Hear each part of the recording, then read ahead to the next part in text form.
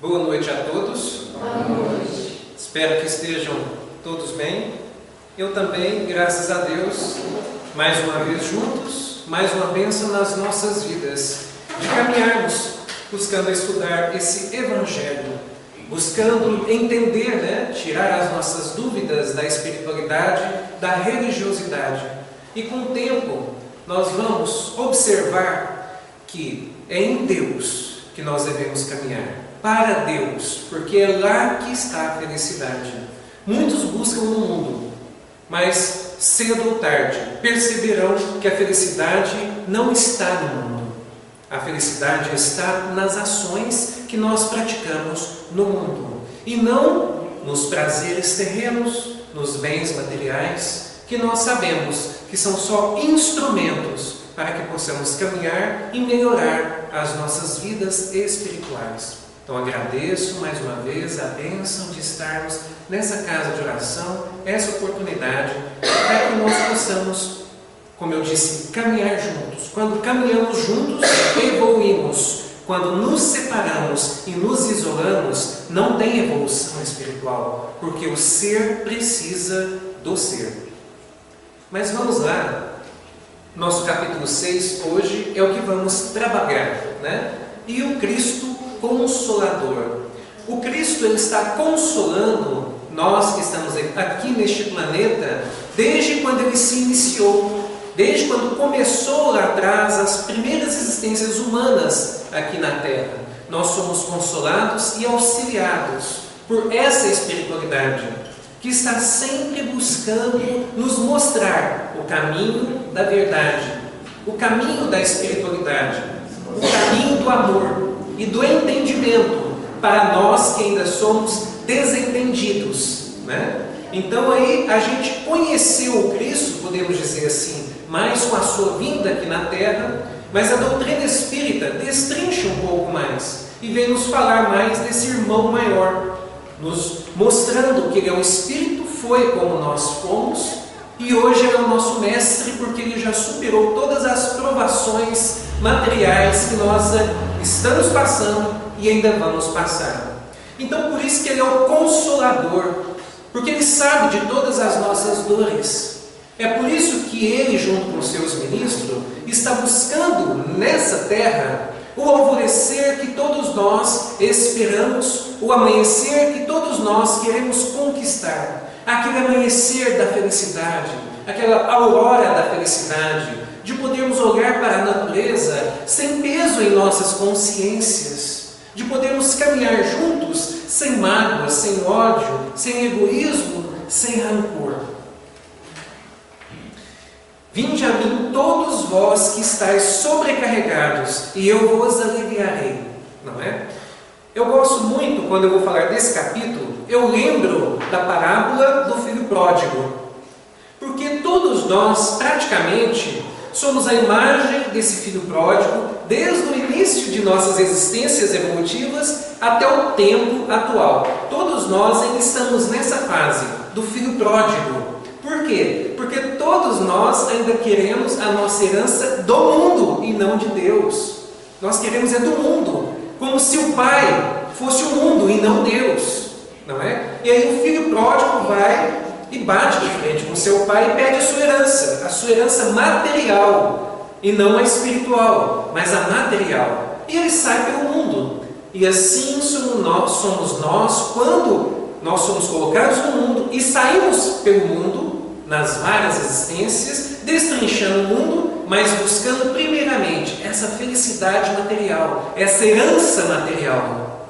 E aí com o tempo nós vamos excedendo nós vamos voltando, e a vida vai nos mostrando aonde estamos errando e aonde estamos acertando. Então a maior parte de nós ainda estamos nessa busca desenfreada e ainda achando que temos a nossa herança ou que nós devemos buscar essa herança do mundo. Aí as decepções. Ora, nós estamos bem materialmente, mas é natural que a vida vai nos ensinar todas as nuances que nós temos de passar.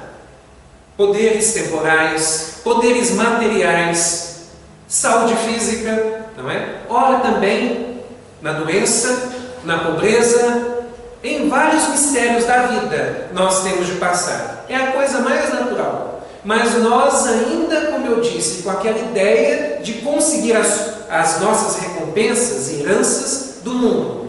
Quando estamos doentes, nada mais, nada menos, nós queremos a saúde. Isso é natural. Mas nós não queremos só a saúde. Nós queremos recuperar o corpo para que nós possamos voltar naquela vida desenfreada. É natural que seja assim. Quando perdemos os bens materiais, isso também nos machuca. Porque nós queremos de volta os nossos bens materiais para que nós possamos ostentar a vida que tinha antes. Então, por isso que continua esse sofrimento, existência após existência.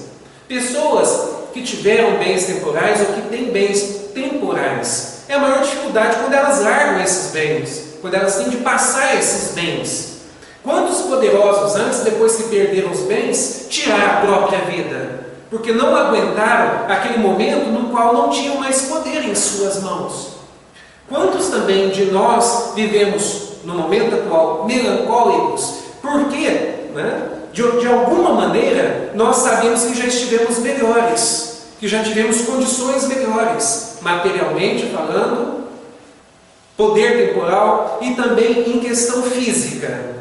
Muitos de nós lembramos, eu acho que eu já fui melhor materialmente falando, já tive algum poder temporal. E isso nós observamos no nosso modo de ser, de agir, de falar, não é? E de concretizar as coisas às nossas voltas. Muitos de nós percebemos um certo orgulho, uma vaidade, que a gente não imagina de onde vem, mas nós sabemos do nosso inconsciente, do nosso ser espiritual. Ali demonstra exatamente como nós somos e o que ainda buscamos. Filhos pródigos que ainda não tiveram a coragem de voltar como deveria para seu pai. Nós estamos, digamos assim, pelos cantos, agora buscando as casas religiosas, buscando entender a religiosidade, mas ainda assim, nos momentos de dificuldades, a maior parte de nós nos entregamos ao desespero. Mas a busca, ela sempre é válida, porque é natural que nós comecemos assim, antes desacreditados, antes sem entender muitas coisas. Por isso que Jesus vem nos dizer assim, para que nós possamos ir até Ele, nós que somos os aflitos. Então, por isso que Ele pede para que nós acheguemos até Ele, porque Ele pode nos consolar, Ele pode nos auxiliar. Não quer dizer que vai ser no que estamos buscando. Por quê? Nós conhecemos pessoas que buscam o quê? Poderes, bens materiais, beleza física e até mesmo, dependendo do momento, nem a saúde naquela existência a gente não pode conquistar ainda. Nem a vista, nem a audição, nem o andar. Porque nós passamos por momentos e aprendizados que eles visam ali, de alguma maneira, ensinar algum momento que eu preciso entender daquela passagem que eu estou tendo. Então pode ser uma cegueira, pode ser uma falta de audição, e outros momentos que passamos de falta de saúde que muitos de nós reclamamos. Falta de bens materiais e falta também, por exemplo, como que eu vou dizer, de poderes temporais. Se me amais, meu Pai vos enviará outro Consolador, a fim de que fique eternamente convosco. Então vamos entender, Jesus é o nosso Consolador, mas Ele veio para todos nós e nós não entendemos, não é verdade? Nós simplesmente o crucificamos. Então é por isso que Ele vem dizer que vem nos enviar um outro Consolador. Mas na realidade esse outro Consolador é nada mais, nada menos do que também os seus ministros estão trazendo agora uma orientação mais clara daquilo que Ele nos trouxe lá atrás. E nós conhecemos como a doutrina espírita, o Espírito de verdade, que muitos de nós ainda temos dúvidas se é Jesus ou se é um Espírito mais evoluído. Mas tem uma passagem aqui que Ele vem dizer, conforme antigamente a minha palavra. E nós lembramos das palavras de quem? Não é de Jesus? Então por isso que nós ligamos o Espírito da verdade a Jesus. Por isso que nós fazemos essa ideia. Nós sabemos que Jesus não é Deus. Ainda existe essa confusão. que Jesus é Deus, né? Porque, por mais que ele venha dizer, meu Pai, nosso Pai, que está a serviço do Pai, que meu Pai trabalha até hoje, eu também, por mais que ele fale disso, meu Pai que me enviou, né? As pessoas ainda se prendem a uma única fala dele: eu e o Pai somos um. É onde que as pessoas se prendem. Não, se ele falou isso, então ele é Deus e pronto. Até os fariseus, naquela época lá, que ele se chegou e ele veio trazendo a doutrina divina, os fariseus, né, queriam, de alguma forma, menosprezá-lo e chamando-o de herético, porque diziam que ele se apresentava como Deus. Que ele se apresentava como Deus. Achavam essa ideia. Tá? Mas Jesus não é Deus. Jesus é nosso irmão maior. Jesus é o que nós vamos ser, uma meta, um espírito igual a Ele. Nós vamos caminhar para isso. Tá? Por isso que Ele vem nos consolar de uma maneira tão assim, próxima, por causa disso. Por nós sermos irmãos, e o irmão sabe que o outro passa, porque já passou pelo que ele passa. E aqui vem nos dizer: o Consolador, que é o Santo Espírito, vos ensinará todas as coisas e vos fará recordar tudo o que eu vos tenho dito. Tá? Para nós que estamos nos adentrando agora à doutrina espírita, nós vamos vendo que a doutrina, ela nos traz conhecimentos tão claros e objetivos, que a partir do momento que nós buscamos a razão, não tem como não se adentrar a ela, não tem como não aceitar ela. Ela, muitos dizem assim, é uma filosofia, é uma ciência, é uma religião. Tá bom, tem esses três aspectos, tá? Independente de como que a pessoa vai abraçar essa doutrina e vai aceitá-la em seu coração, o que importa é isso, que ele a abrace, que ele compreenda pela sua razão que ali traz coisas que não tem como eu negar, que Deus é um Deus amoroso e justo, e não um Deus impiedoso. E não um Deus que iria mandar os seus filhos para um erro em uma existência para o inferno eterno. Né? Essa doutrina, ela vem nos falar que somos imortais, os seres inteligentes da criação, que nós não vivemos só uma existência, mas várias, e que nós não precisamos ter medo da morte, porque a morte, para o espírito, ela simplesmente não existe.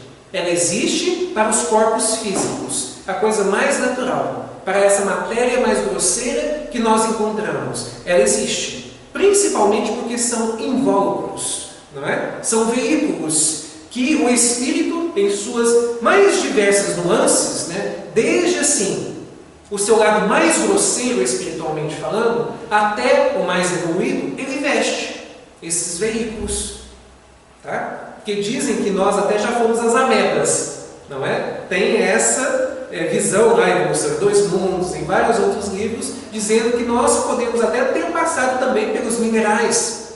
Tá? Olha só que interessante. Mas o que importa saber é o seguinte: hoje vestimos, né, o veículo do ser humano. Nós vestimos um veículo mais apropriado para a nossa evolução espiritual.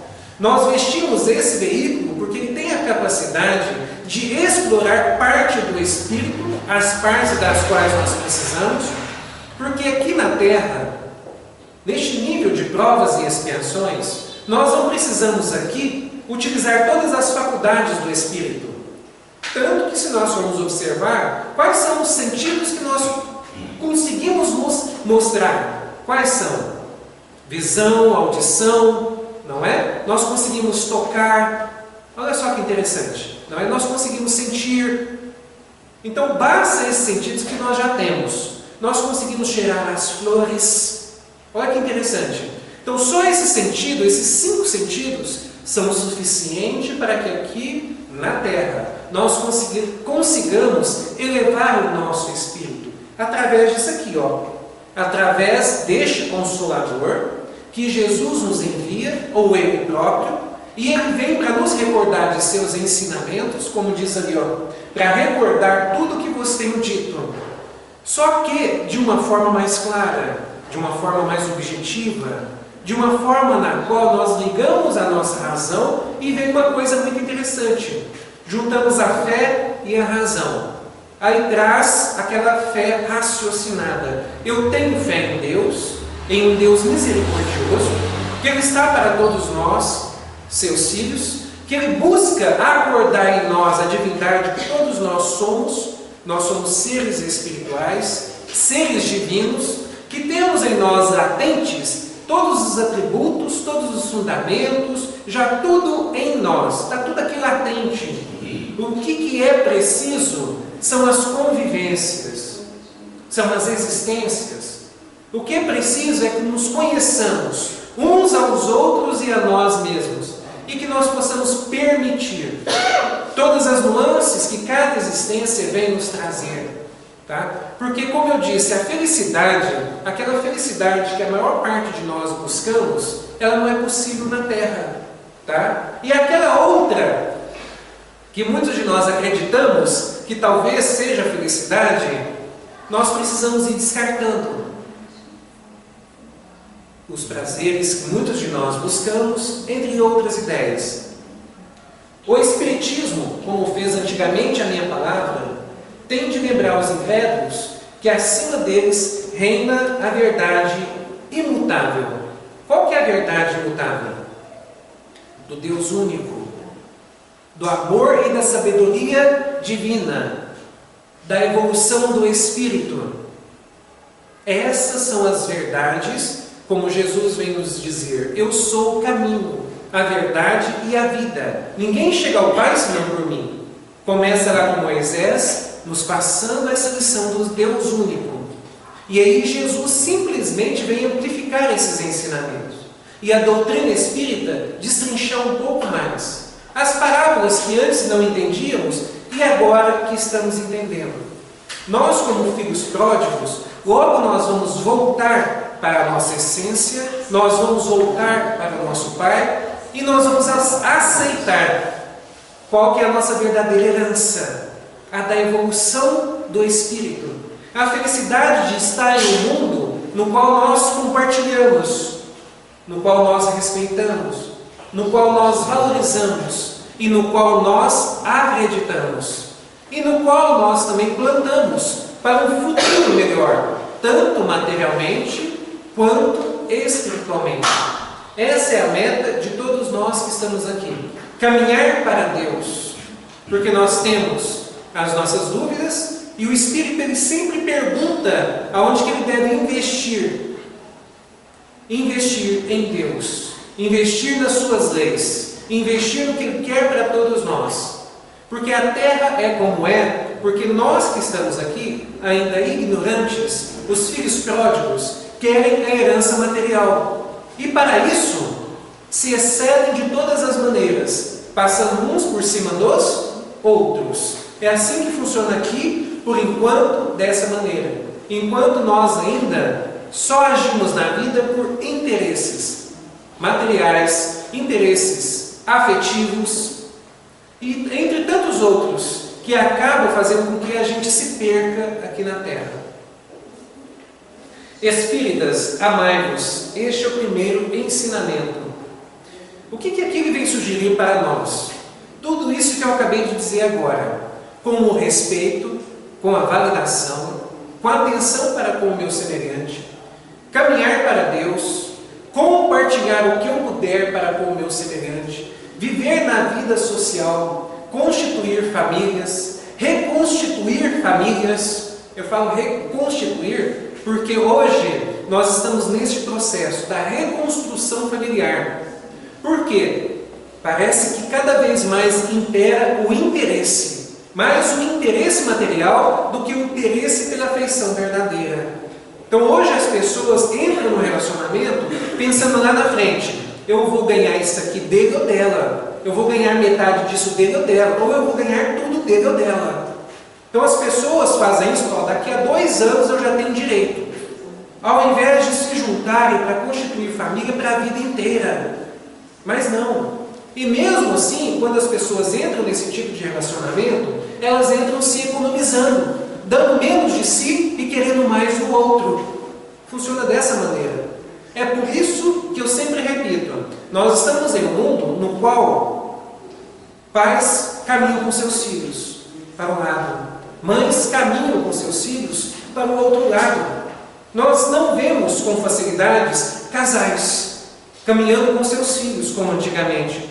Nós vemos mais agora essas diferenças. E por quê? Porque por qualquer coisa, como um advogado que eu ouvi falar uma vez, o que mais está tendo são separações por coisas bobas. Separações por coisas bobas. Porque as pessoas não querem entender o outro, não querem aceitar as imperfeições do outro, mas querem tudo do outro, materialmente falando. Então o mundo está dessa maneira. E se isso não mudar, pode piorar. Seremos mais isolados, seremos mais solitários, tá? Por causa disso. Porque o interesse vai matando o amor. O interesse está matando a família. E os bens materiais estão por cima de tudo. A beleza temporal, né? As libertinagens, o viver o agora, fisicamente, materialmente. É só o que as pessoas estão pensando. Trair é muito bonito, as pessoas acham, não é? Mas quando são traídas, falam que é o fim do mundo, não é? Então, peraí, há um paradoxo aqui, não é? Os filhos são ingratos e depois, quando tem filhos que são ingratos, reclamam: ah, mas é o fim do mundo, meu filho é ingrato, minha filha é ingrata. Vai observar o histórico dessa pessoa que está falando isso. Provavelmente também foi ingrata. Tá? Então funciona dessa maneira. São nuances que nós não nos atentamos, e quando nós não nos atentamos, nós reclamamos que não sabemos o porquê do nosso sofrimento. Mas o nosso sofrimento, ele está estampado à nossa frente. Mas o véu da ignorância não deixa ver, ou simplesmente o não querer ver. Porque todos nós sabemos onde estamos errando. Todos nós sabemos que estamos pisando no buraco. Mas parece que é gostoso cair nesse buraco, porque a maioria quer cair nele. A maioria não quer entender o que realmente traz a felicidade, porque ela dá mais trabalho. Ela, a verdadeira felicidade, faz com que nós tenhamos de entender o outro. Faz com que nós tenhamos de compreender o outro.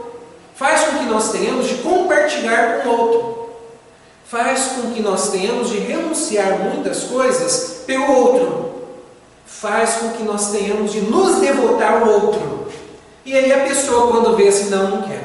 Ela prefere ficar sozinha e isolada e se jogar no mundo, nos prazeres que logo essa pessoa vai envelhecer, logo essa pessoa não vai ter mais bens materiais. A vida, de alguma maneira, vai ensinar ela que não era daquela maneira. E aí depois continuam as reclamações do filho ou da filha pródiga, de dizer que não entende o mundo, de que o mundo está errado, de que o governo está errado, de que os pais estão errados, de que os empresários estão errados, e ainda existem pessoas que falam e que Deus está errado.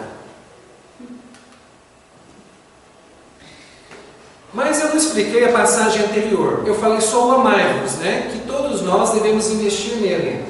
Mas é muito interessante esse processo que nós estamos fazendo aqui de instrução.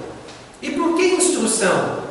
Para nós não cairmos, né, naquela coisa de sempre dizer assim: esse negócio de amar o próximo é para quem tem sangue de barata. Não tem as pessoas que dizem isso?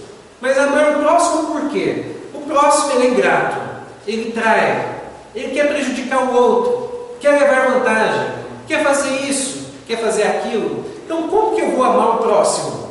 Não é? E aí pode ser que alguém, ou talvez a gente mesmo, caia na realidade e vai observar: mas olha só, eu acabei de falar desse próximo, que é tudo desse jeito que eu falei, porém eu tenho muitas dessas características. Eu tenho muitas dessas características. Eu também sou esse ser que está levando vantagem em alguém, que está prejudicando alguém, que está traindo alguém, que está sendo ingrato com alguém. Aí quando eu observo isso, eu entrei em choque. Meu Deus do céu!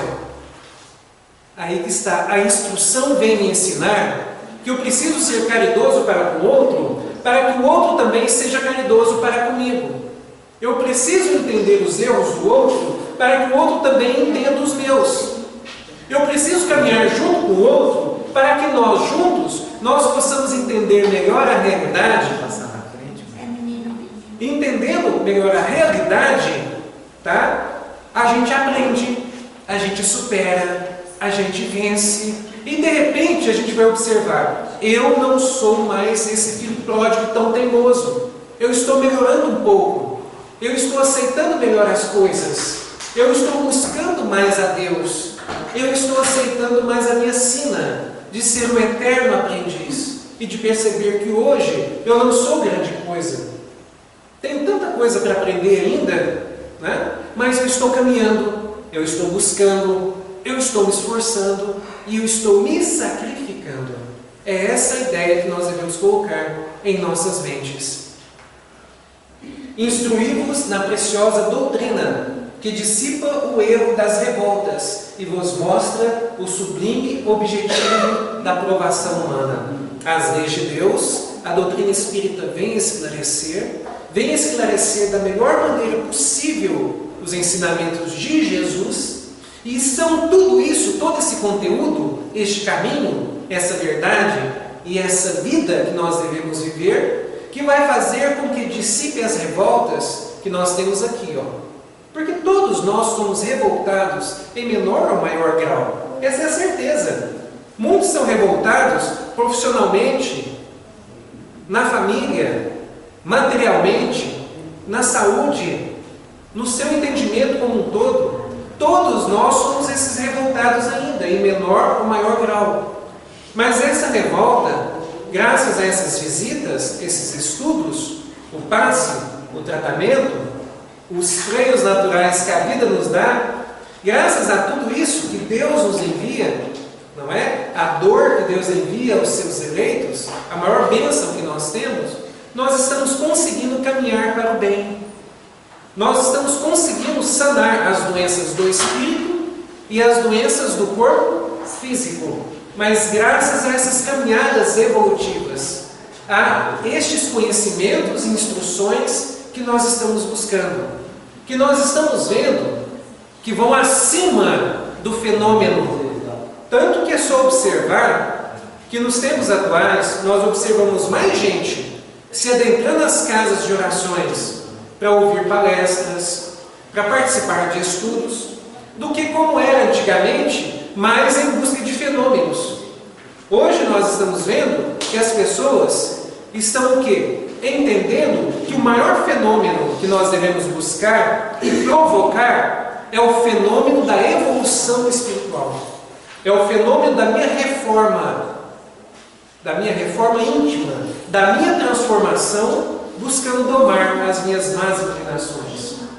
É este fenômeno que eu preciso trabalhar. E mais alguns ensinamentos. E tem uma coisa muito interessante, Vinde, pois, a mim, vós que sofreis, e vos achais oprimidos, e sereis aliviados e consolados. Jesus pede que nós nos acheguemos até Ele. Olha, não busqueis ali-lhes a força e a consolação, pois que o mundo é impotente para dá-las. Aquilo quer dizer, não procure a consolação em outro lugar, ou no mundo, porque o mundo, ele não vai poder nos consolar. Essa espécie de ilusão que nós buscamos no mundo. Bens materiais, beleza física, libertinagens, festas vãs, poderes temporais, nada disso nos traz a felicidade, a não ser que nós utilizemos para o bem comum. Aí é outra coisa.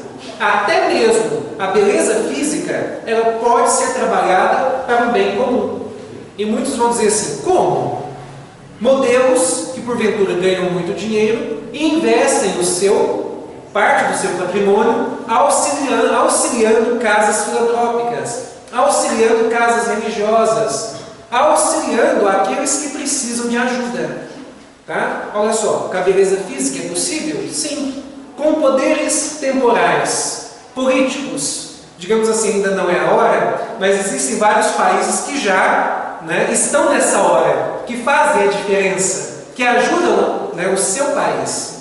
Tem países na Terra que os políticos eles se concentram na melhoria para a população.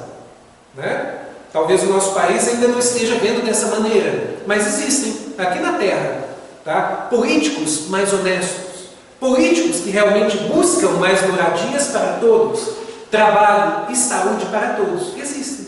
Então, utilizam do poder temporal não para si, não para o seu orgulho, para a sua vaidade, mas para fazer o bem ao seu semelhante. Quantos empresários também, que não buscam a fortuna para si? Eles até utilizam relativamente, mas eles buscam dar o quê? Salários mais adequados, saúde mais adequada para os seus funcionários, mais empregos, e muitos deles também investem em causas filantrópicas. Então nós podemos sim utilizar todos os instrumentos do mundo para alavancar o mundo, desde que nós queiramos. Ao contrário de muitos de nós ainda, que buscamos isso, mas para alavancar o nosso sucesso pessoal, querer engrandecer e elevar o nosso ego material e fisicamente. Muitos de nós até não aceitam nem o nosso corpo físico. Não aceita nem o nosso corpo físico. Não é? Por isso que está cheio de filtros aí no Facebook, onde que as pessoas se apresentam de uma maneira e quando chegam até nós e dizem assim, eu sou aquela fulano ou aquele fulano lá no Facebook. Você olha, é você? Não é, mas está diferente, né? Eu não reconheci. Então, por isso, nós muitas das vezes não aceitamos nem como nós estamos no mundo. Então, por isso que vem as dificuldades, que vem as provações. Porque nós precisamos aprender a nos adequar com o que Deus nos empresta, com o que Deus nos auxilia, com os recursos que tem à nossa volta, promovidos por Deus, para que nós consigamos, aqui na Terra, realmente sermos irmãos, uma irmandade, no qual estaremos um por todos e todos por um. Sou o grande médico das almas. Nós devemos sempre voltar nesse item, Nós devemos sempre recapitular e reforçar. Jesus é o grande médico das almas. É a Ele que nós sempre devemos reportar em nossas orações.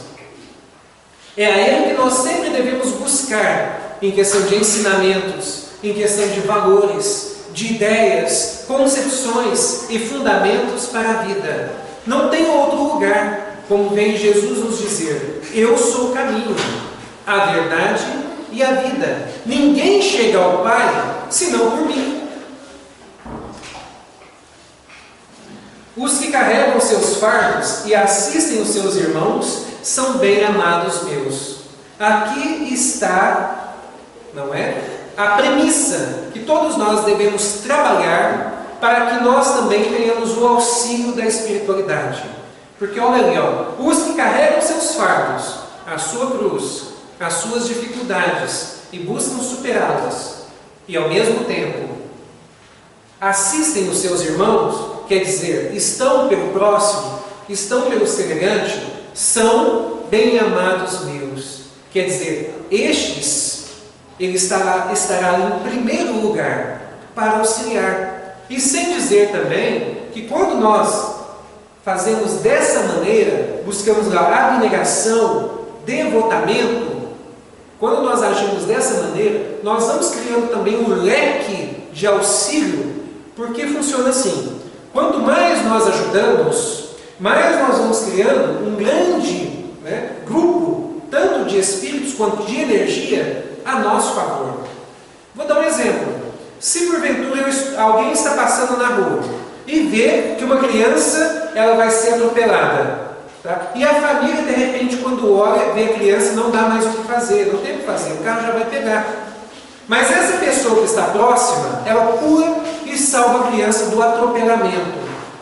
A certeza é, todos aqueles familiares daquela criança não vão agradecer essa pessoa?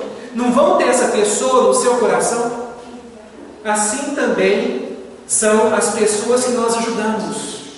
Tanto as pessoas que nós ajudamos, quanto os seus familiares, elas passam a nos agradecer, não que nós devemos esperar isso, mas elas passam também a estar por nós. E outra, tanto encarnados quanto desencarnados. Por exemplo, nós estamos nessa terra, uma hora ou outra, às vezes a gente ajuda alguém, é com emprego, é correndo com essa pessoa para o hospital, é conversando com ela, é validando ela. Tem também todo um grupo espiritual de familiares que está ali em volta, observando isso. e que são familiares dessa pessoa que estamos ajudando.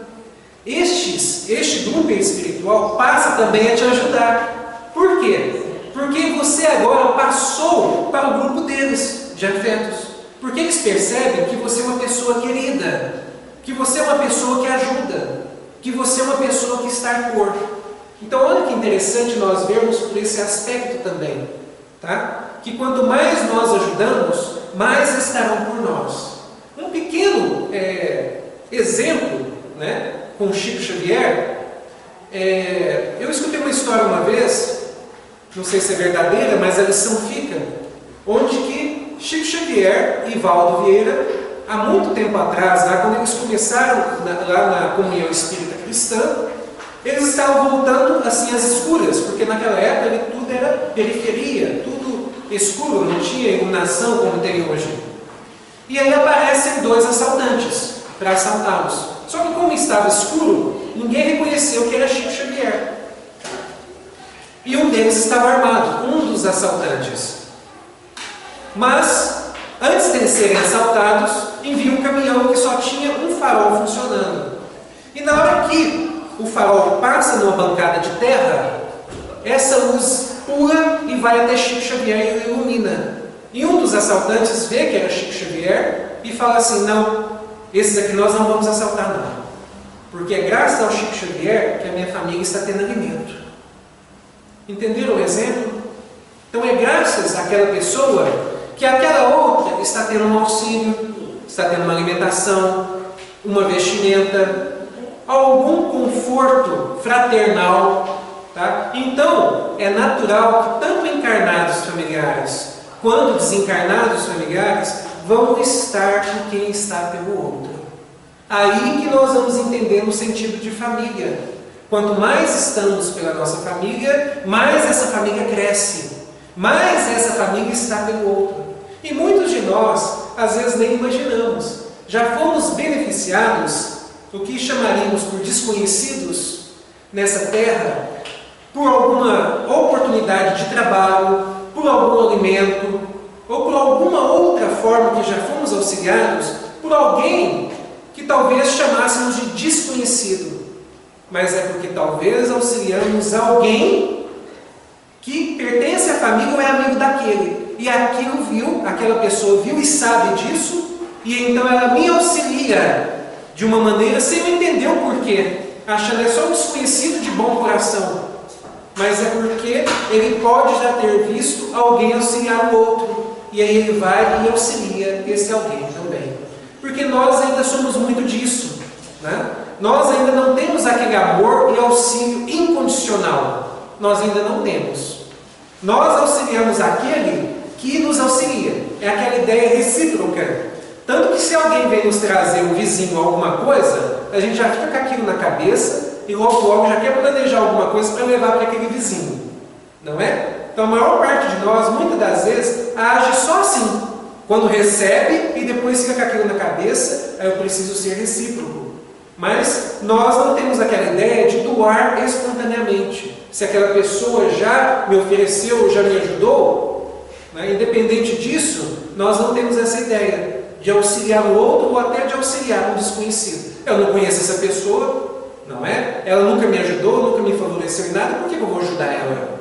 Nós ainda temos essa coisa, né, em nossas mentes. Aqui a sugestão: abnegação e devotamento são uma prece contínua e encerram um ensinamento profundo. Tá? Por quê? Deus está mais por aqueles que praticam esse tipo de oração, de prece, que se abnega pelo outro, né? Que tem devotamento pelo outro, que auxilia o outro. Deus está mais primeiramente por estes, Ele atende primeiramente estes, porque estes oram em ação, oram e agem pelo seu semelhante. Então Deus vai primeiro para estes do que para aqueles outros que às vezes oram até o dia inteiro, mas ficam apenas nas orações, não movem uma palha rumo ao seu semelhante. Então por isso que estes muitas das vezes ficam às mínguas, principalmente porque talvez também estejam rodeados de sombras. Por quê? Não buscam trabalhar à sua volta, edificar a sua volta, fazer o bem à sua volta, aí ao invés de atrair espíritos de luz, o que vão atrair? Espíritos das sombras, espíritos ignorantes, espíritos vingativos e levianos. Eu já estou caminhando para o final. Deixa eu ver se tem mais alguma coisa aqui. Não, foi realmente o que eu apliquei. E só para finalizar, uma pequena leitura do livro Fonte Viva. Fé inoperante. Foi o que eu acabei de comentar. O que é a fé inoperante? É aquela que muitos de nós dizemos ter. Eu tenho fé em Deus, eu tenho fé na vida, eu tenho fé em mim, mas que não faz nada para melhorar, não faz nada para que o outro esteja melhor, não ajuda o seu semelhante, só pensa em levar vantagem, só pensa em trair e em ser ingrato. Então, uma pessoa dessa vai ter mais dificuldades na vida. Ela diz que tem fé, mas a fé verdadeira nela é inoperante, não tem ação. Então, de nada adianta. Assim também a fé. Se não tiver as obras, trabalho, edificação, utilidade, é morta em si mesma. A fé inoperante é problema credor da melhor atenção em todos os tempos, a fim de que os discípulos do Evangelho compreendam, nós, discípulos do Evangelho, com clareza, que o ideal mais nobre, a ideia mais nobre de ser útil, sem trabalho que o materialize em benefício de todos, não está dizendo a meu benefício, está dizendo a benefício de todos, será sempre uma soberba paisagem improdutiva. Que diremos de um motor precioso do qual ninguém se utiliza? De uma fonte que não se movimenta para fertilizar o campo? De uma luz que não se irradie? Confiaremos com segurança em determinada semente. Todavia, se não a plantarmos, em que redundará nossa expectativa? Senão em simples inutilidade. Todos nós, em nossos corações, temos a semente da produtividade. Temos a semente da concórdia, do respeito, da amorosidade. Mas se nós não colocarmos ela em ação, se nós não praticarmos ela, não vai adiantar. Eu vou estar à míngua de amores, tá? E reclamando, não é? Que as pessoas são egoístas. Mas talvez eu não esteja percebendo que eu sou o maior delas. Então as pessoas reclamam que não lhe dão trabalho, tá? Ou que está enferma, ou que está com essas dificuldades familiares, com aquelas dificuldades, mas não percebe que é ela que busca essas dificuldades, porque ela leva essas dificuldades para o seu semelhante. Então, nada mais, nada menos, o mundo vai me trazer de volta a semente que eu estou plantando. Se eu estou plantando a semente da harmonia, do amor, da concórdia, do respeito, ótimo, é o que vai voltar para mim. Vai ser o que eu vou colher. Mas se eu estou plantando o contrário, o que me afasta de Deus, também é o que vai voltar para mim. A escolha é minha. Já que eu tenho livre-arbítrio, sou eu que escolho o que plantar. E sou eu também que escolho as consequências. Que eu não queira colher uma maçã doce, plantando limão azedo na vida das pessoas. Não vai dar, não vai funcionar. Guardar, pois, o êxtase religioso no coração, sem qualquer atividade nas obras de desenvolvimento da sabedoria e do amor, consubstanciados no serviço da caridade e da educação, será conservar na terra viva do sentimento um ídolo morto, sepultado entre as flores inúteis das promessas brilhantes. Olha, vamos de novo, porque talvez alguém não entendeu. Olha, guardar, pois, o êxtase religioso, quer dizer, essa coisa de dizer Senhor, Senhor, estar nas casas de orações, se dizer religioso que ama a Deus e que faz suas orações. Isso é um êxtase religioso, tá? Mas sem qualquer atividade nas obras de desenvolvimento da sabedoria e do amor, será conservar na terra viva do sentimento do nosso coração um ídolo morto, sepultado entre as flores inúteis das promessas brilhantes. Então nós temos escolhas, e que nós possamos fazer as escolhas em nossas vidas daquilo que nos aproxima de Deus, porque fará a diferença e fará com que todos nós deixemos de ser esses filhos pródigos, esses filhos materialistas, mas nos tornará em filhos gratos, porque hoje nós queremos o quê? Direitos sem deveres, mas chegará um tempo em que todos nós vamos primeiro cuidar de nossos deveres, para depois exigir nossos direitos. Deixo meu abraço e uma boa noite a todos. Fiquem todos com Deus.